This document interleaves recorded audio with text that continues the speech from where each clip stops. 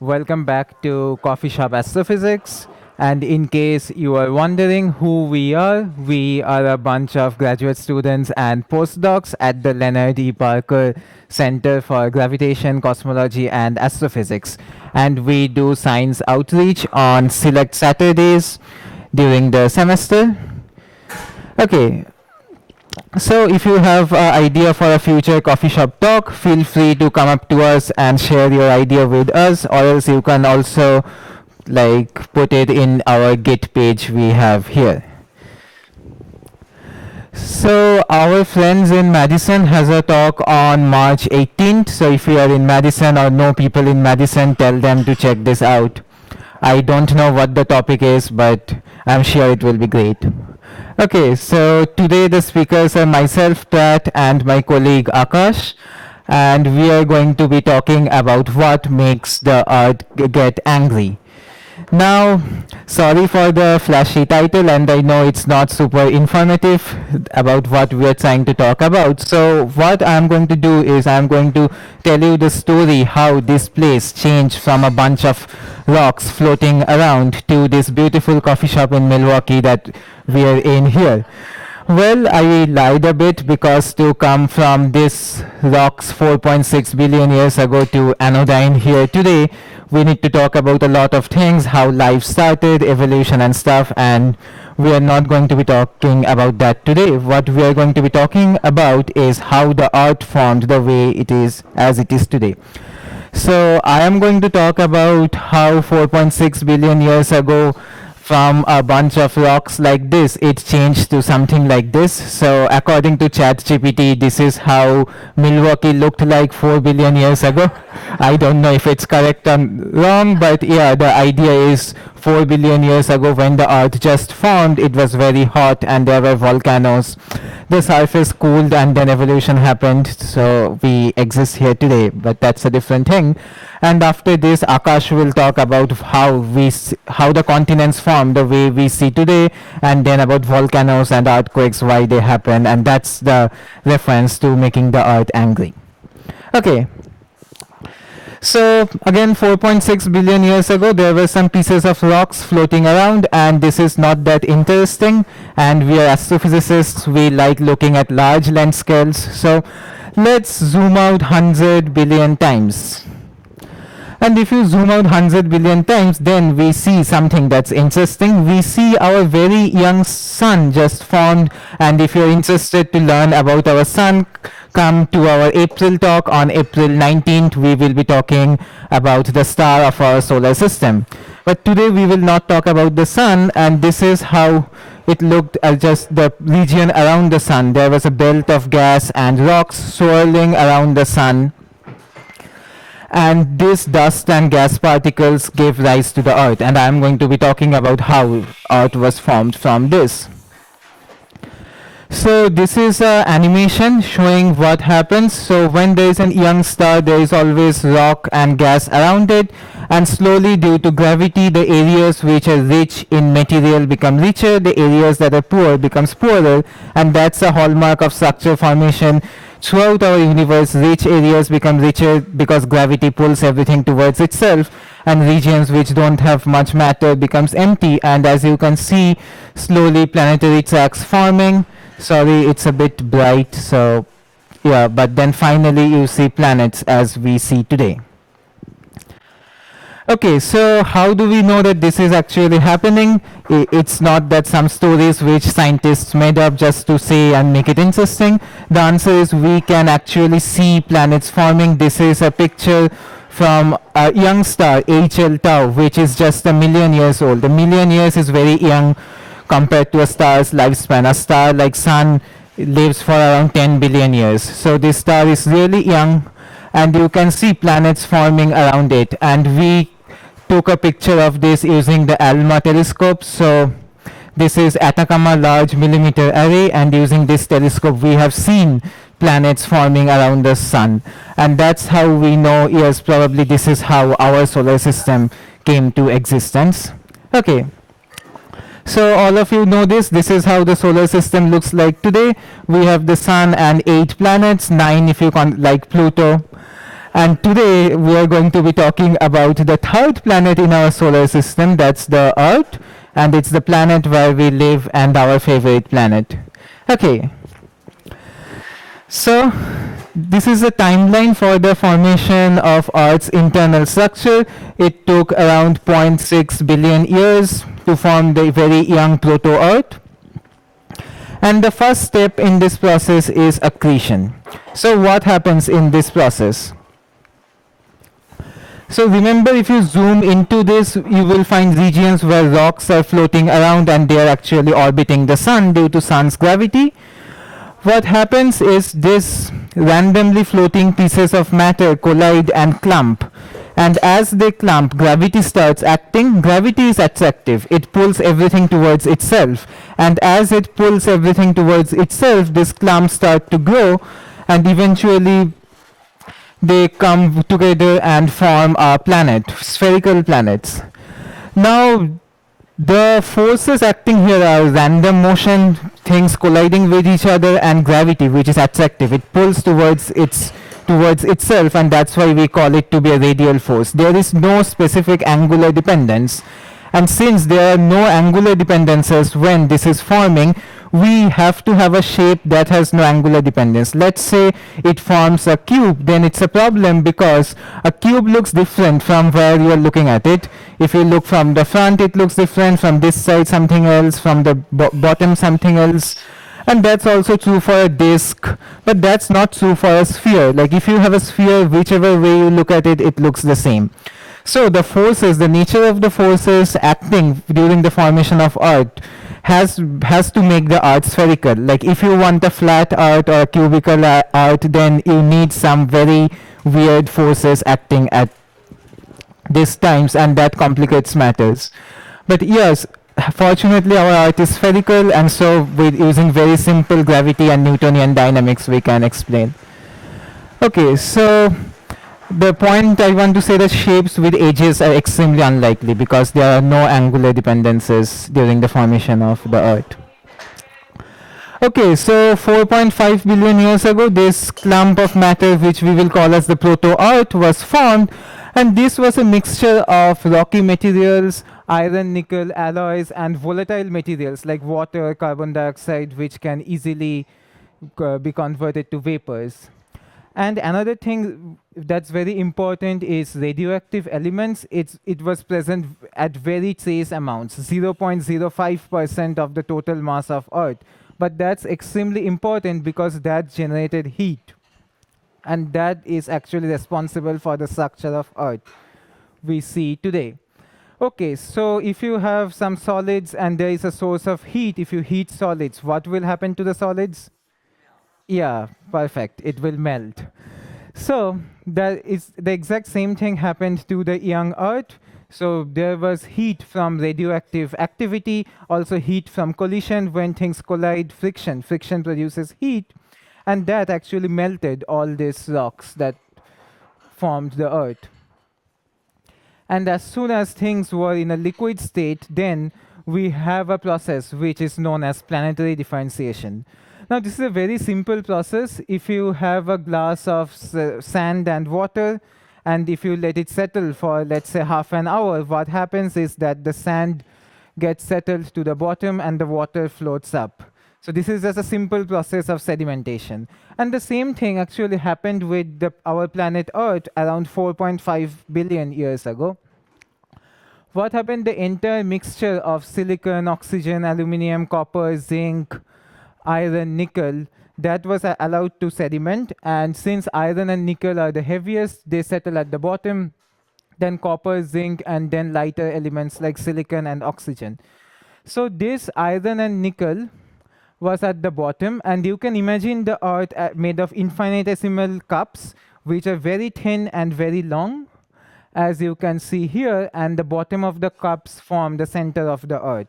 So the center of the Earth, which we call the core, is made of iron and nickel, and then we have layers called the mantle, which is made up of silicon and oxygen.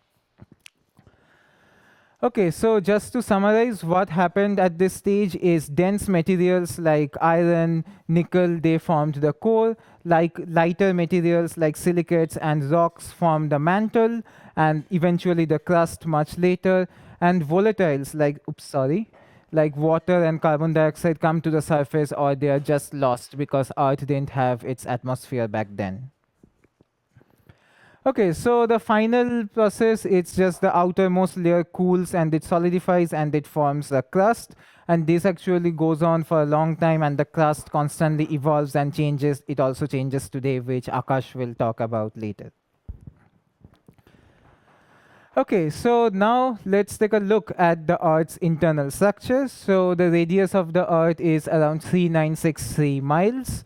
And the first layer is the crust. It's the thinnest layer. It is around 3 to 45 miles thick. So it's like less than 1% thick. And we have two types of crust, oceanic and continental. And this crust is responsible for the Earth's solid surface on which we walk today. The next layer is mantle.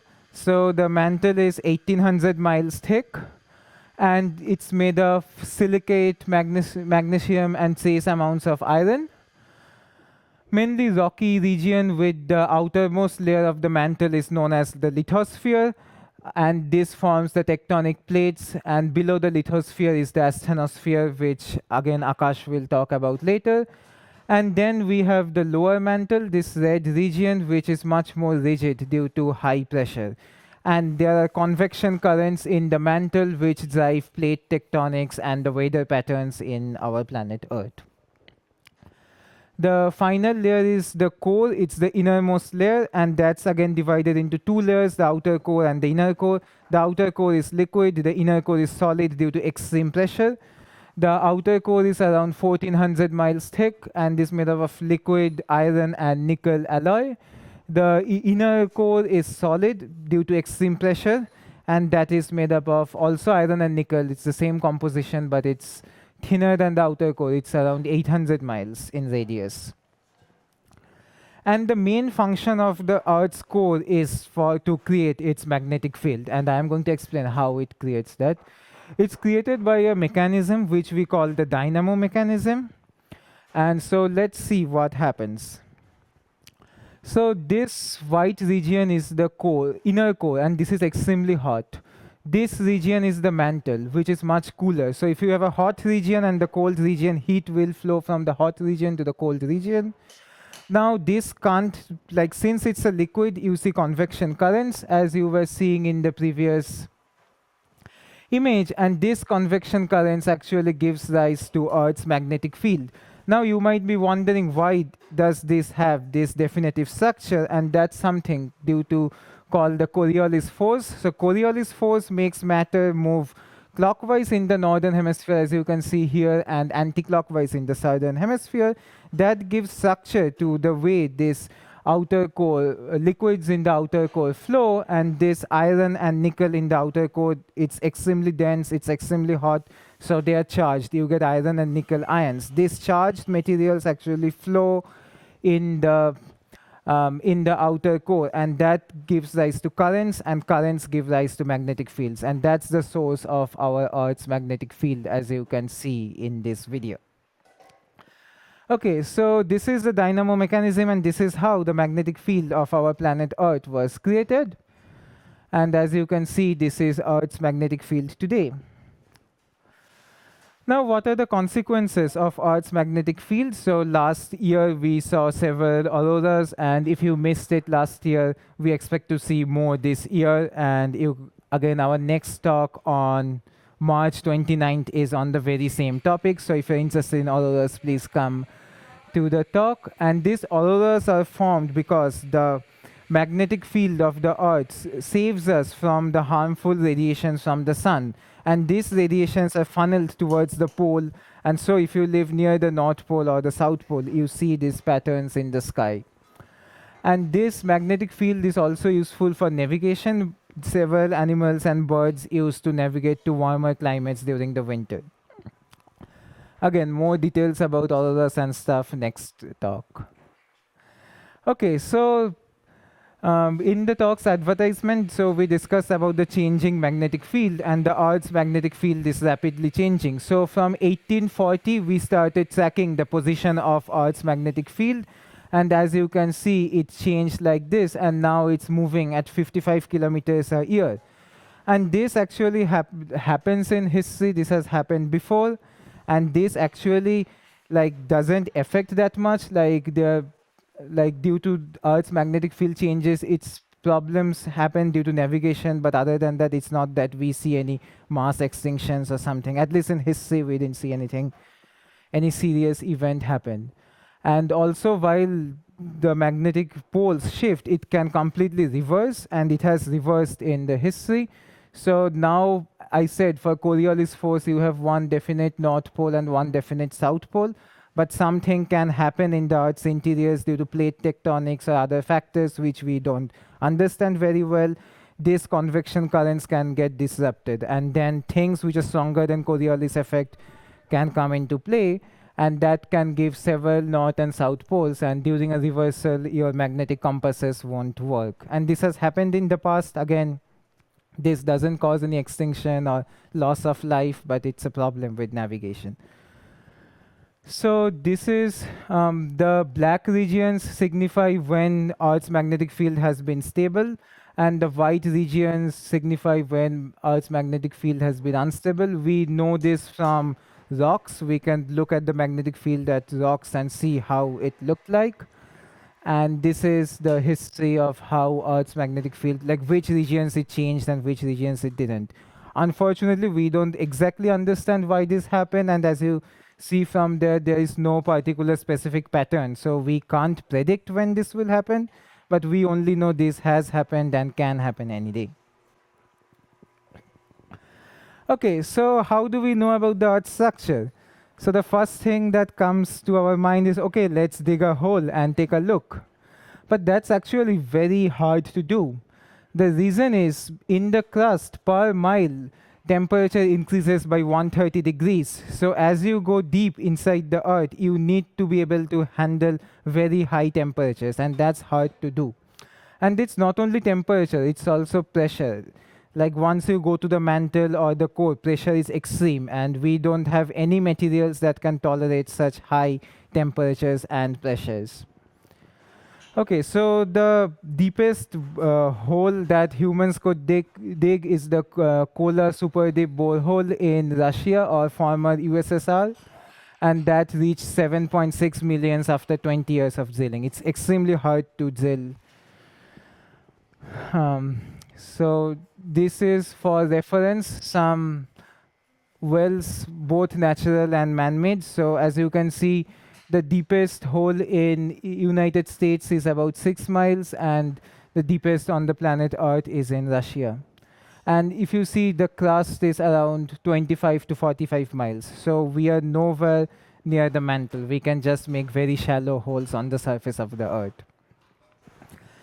Okay, so this is how the Kola Super Deep bore well looks today. So it's sealed so that no one falls inside, and this is the length, 7.6 miles in meters is around 12.23 meters. Okay, so how do we know the structure? So what we do is we can just take the Earth and put it in an MRI or a CT scanner, and then we can scan the surface of the Earth. So unfortunately, we don't have such large MRI scanners, but we actually do some sort of tomography using earthquakes. So let's say there is an earthquake here, and for every earthquake, we have two waves. One is the primary wave and the secondary wave. The wave that comes first is called the primary wave, and the wave that comes second is called the secondary waves. So these primary waves can actually travel through solids and liquids, but secondary waves can only travel through solids. And remember, I said that the core has a liquid layer. So the secondary waves can't travel through the core, but the primary waves can. And looking at how the secondary and primary waves travel, we get to know a lot about Earth's structure. So we have seismometers all over the Earth, and when there is an earthquake, we see if other seismometers have detected it or not. And depending how much P wave it detects, how much S waves it detects, and at what angle it detects, we can say about the internal structure of the Earth. And this is the main way we understand how the Earth is inside. And with this, I'll conclude and I'll hand it over to Akash.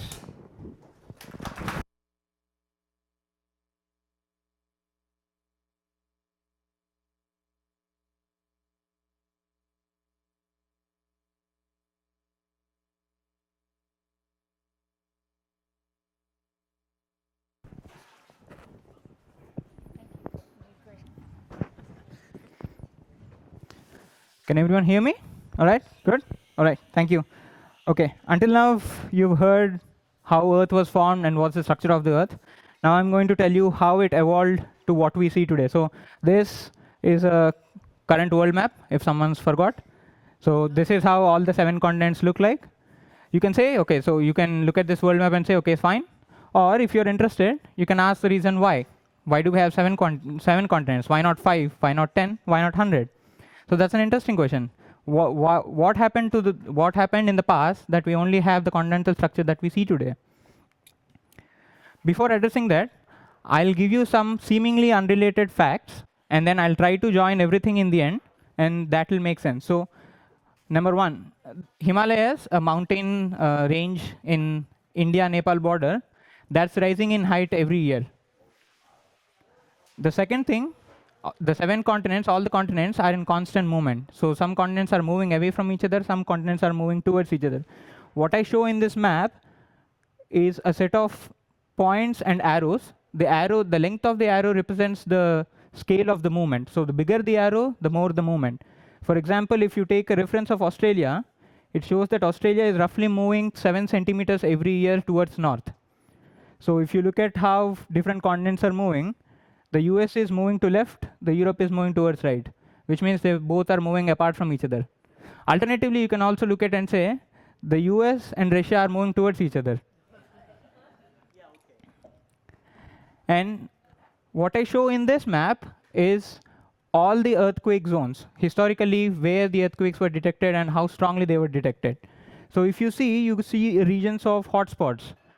But what's more fascinating is that if you look at Australia, it's seemingly free of earthquakes. If you look at large parts of Africa, it's seemingly free of earthquakes.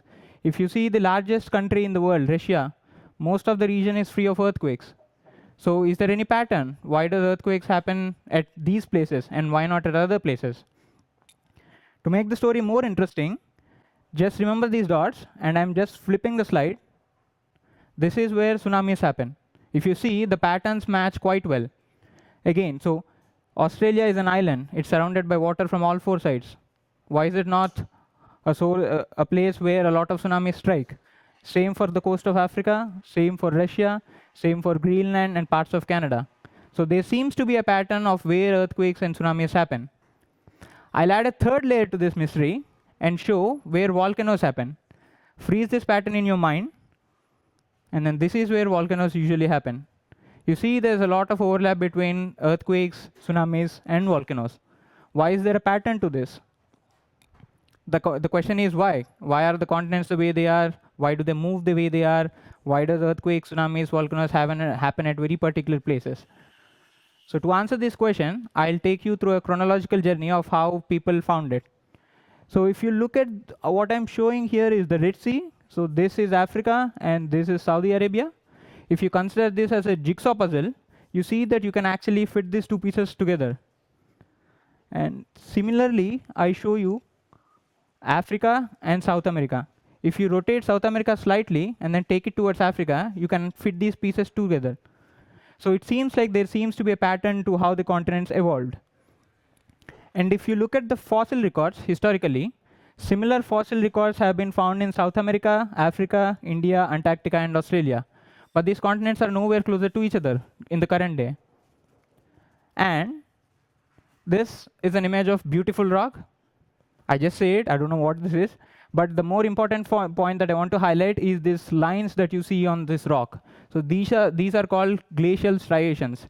So these happen because when these rocks were covered with ice in the past, the glaciers move with respect to the rock. And as they move, they imprint these grooves, these structures on the rock. But this is an image of the rock from the tropical region. Africa, India, so the tropical regions, which are not likely associated with snow. But you see this in those places. But why do you see when there is such little snowfall? And Pratyusva talked about the magnetic field. So if you look at the history of the magnetic field, you see different colors. So, okay, to simplify, the color represents the direction of the magnetic field. So if you see a difference in color, it just means that the magnetic field is flipped. So between this and this, the magnetic field has completely flipped. So if you collect these samples from the bottom of the ocean, and if you see how the magnetic field evolved over the past, you see that you see the evidence for the flipping of the magnetic field. These are actual observations.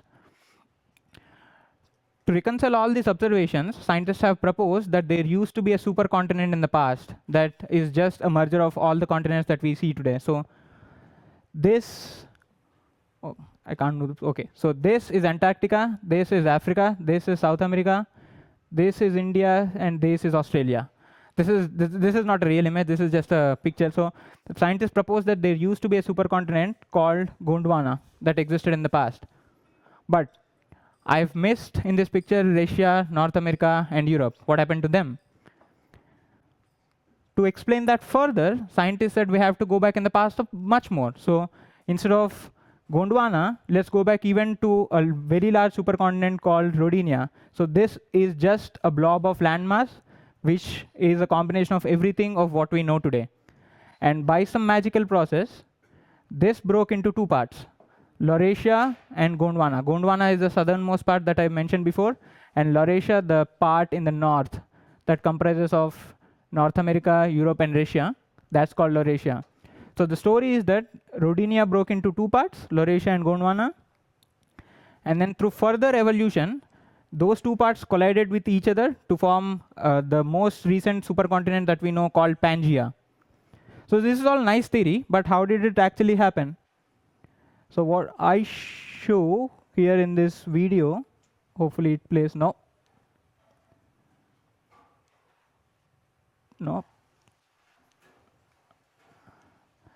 Okay, my struggle with the pointer continues. Does it play? Yeah. Hold on a minute. I can just play it from there. No. No, this I can just play it from there. That's fine.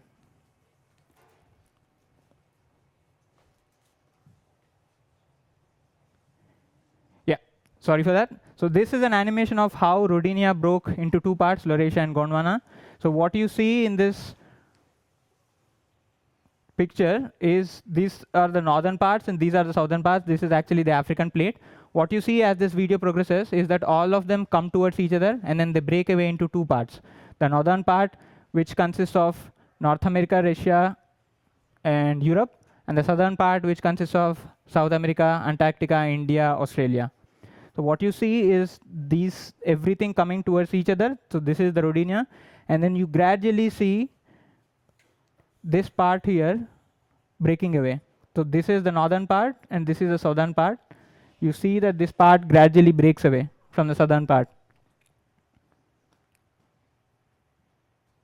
This is where you see the three pieces broken towards each other. The three pieces are North America, Europe, and Russia.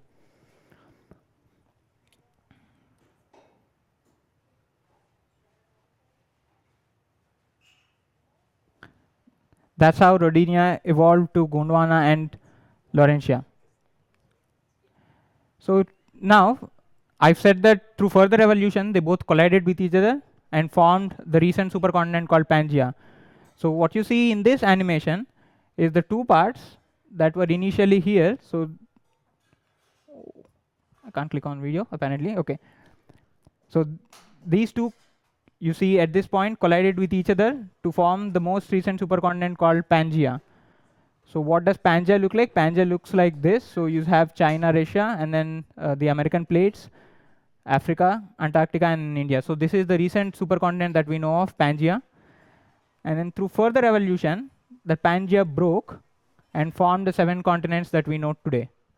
So now you see the world map gradually evolving of how it looks like.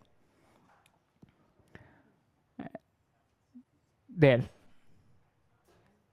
Yeah, but this is all nice theory. This is just a theory to this point. So what observations do we have to support this theory?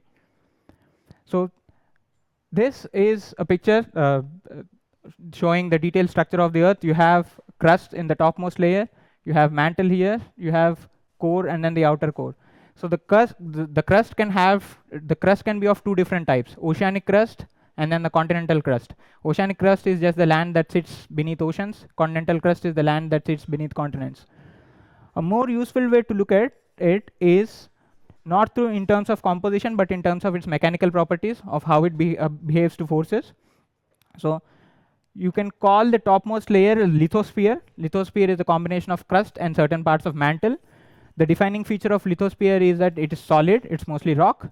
And then sitting beneath lithosphere is called the asthenosphere. Asthenosphere is mostly fluid.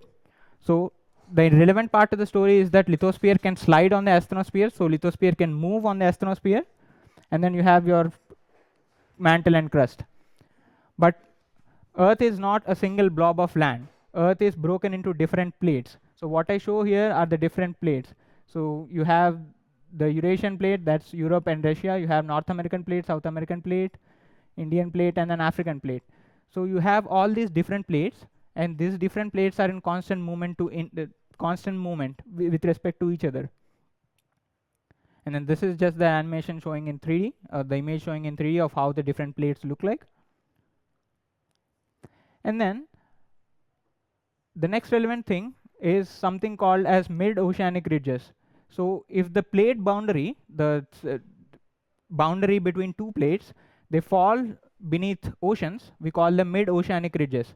Something special happen at these places. So what happens at these places?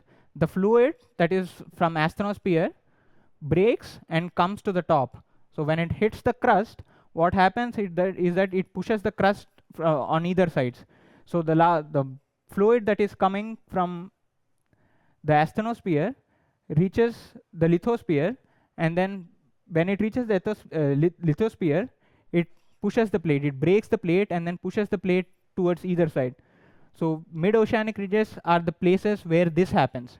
So underneath oceans, what is happening is that the fluid from asthenosphere is hitting the lithosphere, and then it is trying to increase the area of the plate. It is just breaking the plate, not breaking the plate, it is increasing the area of the plate. But the size of the Earth is not increasing. So if land is created at places, it has to be destroyed at other places.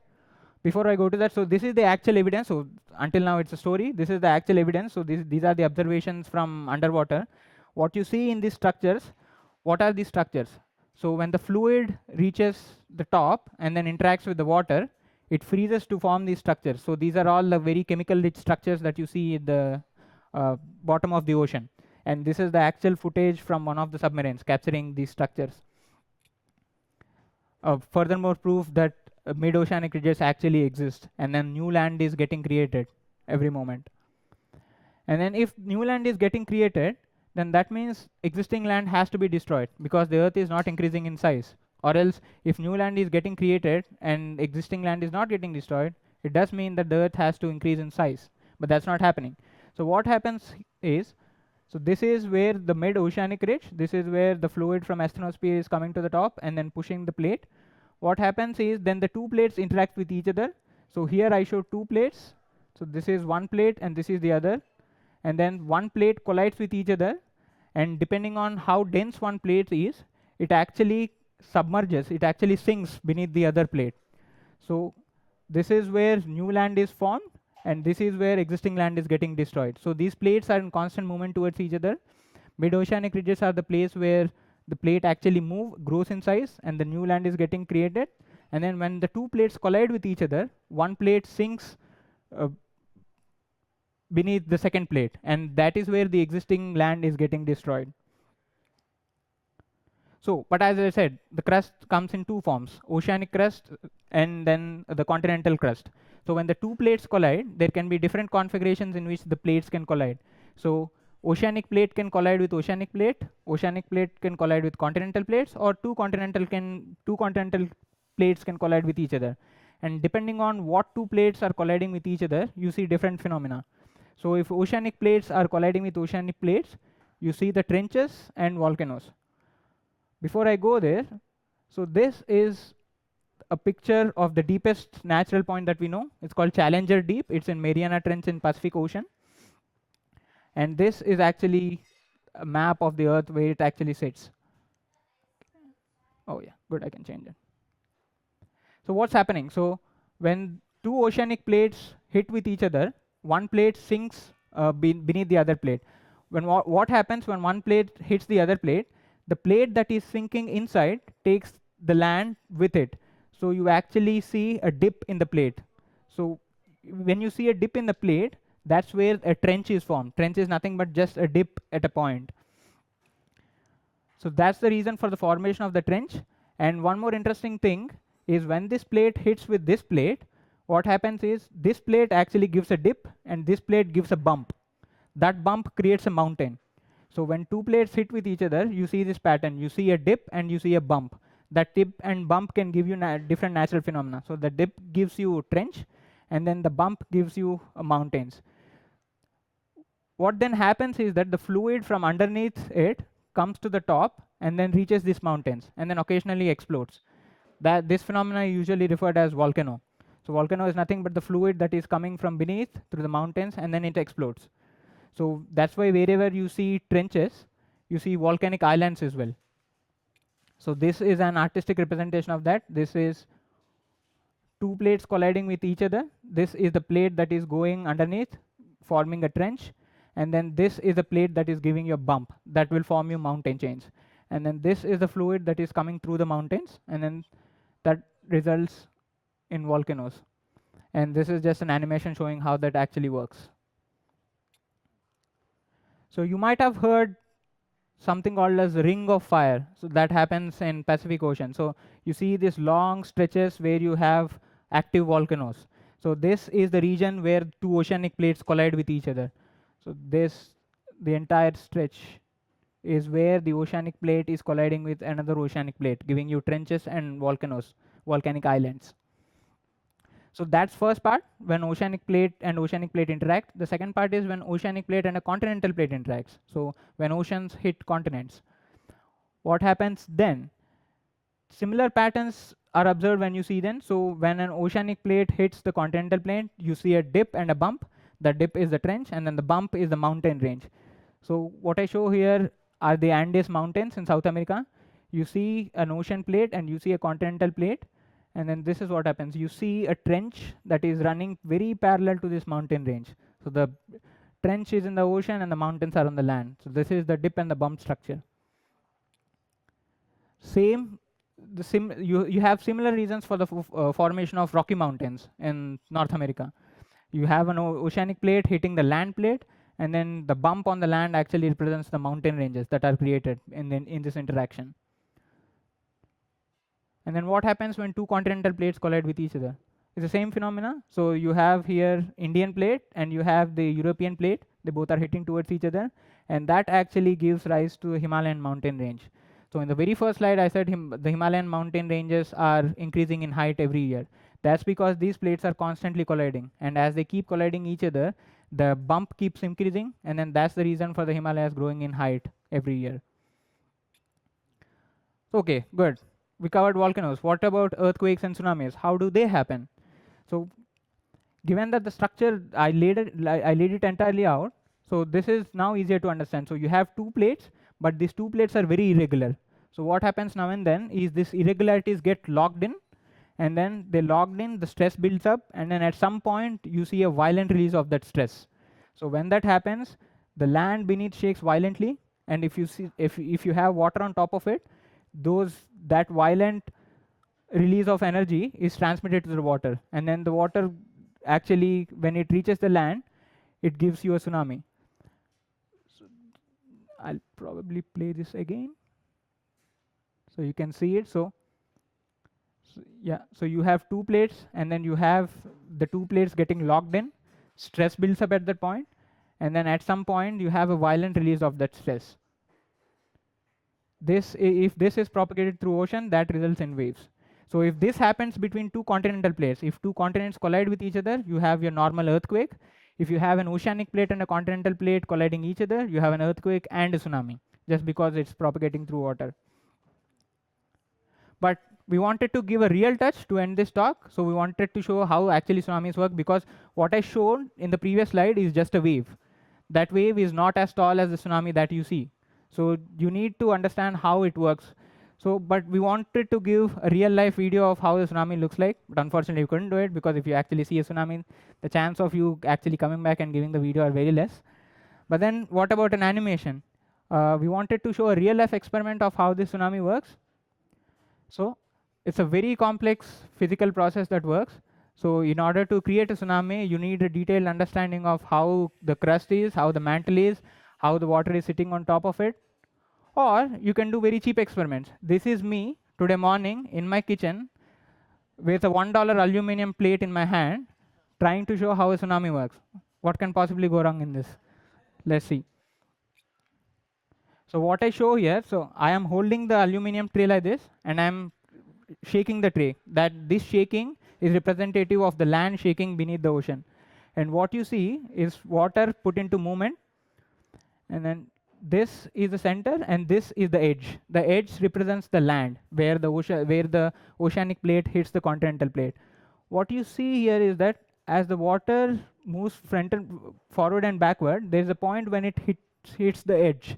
And when it hits the edge, because it can no longer further move in the direction, it will raise in height.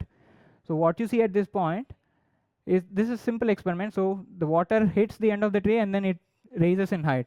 So in this experiment, the water is just coming out of the tray. So what will happen is, if the land is moving and then it suddenly hits it, there is a point where you hit it and then this happens. So this will give you a sudden increase of height in the tsunami. So that's why tsunamis are so much tall when you see very close to the shore. So if you are deep in the middle of the ocean, it's very hard to know that a tsunami hit the land, because you'll not feel anything. Because in the middle of the ocean, you're at somewhere here. You'll not see any raise in the water level. Tsunami will just travel underneath you. If you're closer to the land, that is where you see this raise in the level of water, and that's what you call tsunami. Good. Yeah, to finish everything up, I'll show you a slide that I've shown before of where the earthquakes are more prone to happen. So in this slide, I show you the regions of where earthquakes usually happen, and then shown in the red lines are the plate boundaries. So actually you can't see it, but underneath these points are these lines. So these natural phenomena usually occur at the plate boundaries. So it is only at the boundary where the two plates interact with each other, and you see all these phenomena, earthquakes, tsunamis, or volcanoes. So that's why Australia, if you look at Australia, Australia is sitting exactly on the middle of a plate. It's nowhere closer to the plate boundary. So you don't see a lot of activity in Australia. If you see Africa, a similar phenomenon. So the plate boundary is somewhere here, and Africa is very far from plate boundary. So you don't see a lot of activity in Africa. Same with Russia. You don't see any red lines here that mark the plate boundary. It's only where, so underneath this is a red line that shows the plate boundary. So it's only at the boundaries of the plates that you see all this happening. Any earthquake, any tsunami, or a volcano. But what we advertise, so if someone has read the title and the abstract of the talk before coming here, so this is what we actually put out. In March 2011, Japan was hit by an earthquake, a tsunami followed, there was a nuclear reactor close to the shore, and that melted down. So why Japan? What's so special about Japan? So in terms of its geological location, Japan is in a sweet spot. So Japan is actually sitting at the intersection of 3 plates, not 2. So any movement in any of the 2 plates will affect Japan. So, and these plates are very active plates. So that's why Japan is very prone to earthquakes and tsunamis, because it's right at the intersection of 3 plates, and there's a lot of activity between these plates. And I'll conclude the talk by showing this image. This is one of my favorite images. So 3 to 4 decades before, we sent out a spacecraft called Voyager to leave the solar system. And this is the image of Earth. This small dot here is Earth. This is the photo taken from Voyager that has left the solar system. So this is our planet that has evolved in the past 4.6 billion years. With that, I'll end the talk and we'll take any questions.